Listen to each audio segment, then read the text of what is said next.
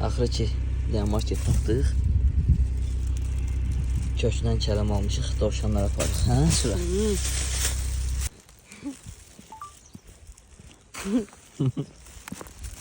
Ən gözəl yemək bizdə, gəlin uşaqlar.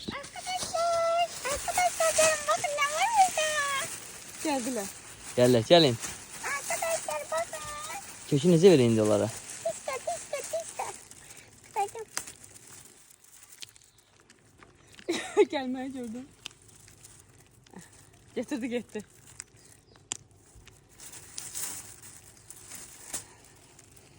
Aa götürdü.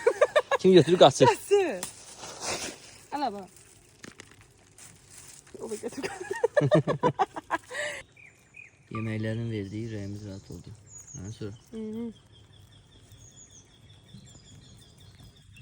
Hele bak ben size bakıp baktı. Ay kadınlar.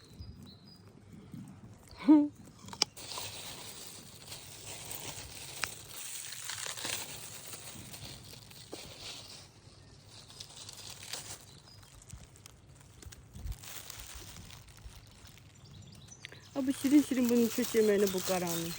Karalar ne şiriniymiş. Karalar kök yiyir. Dostlar, itlərdən, pişiklərdən sonra geçti dovşan yemləməyə. Qarşımıza hansı heyvan çıxsa onu yemləyəcəyik. Kələmdən çox kökü bəyənirlər. Hələ orik yaxşı ki, kök gəzdirir.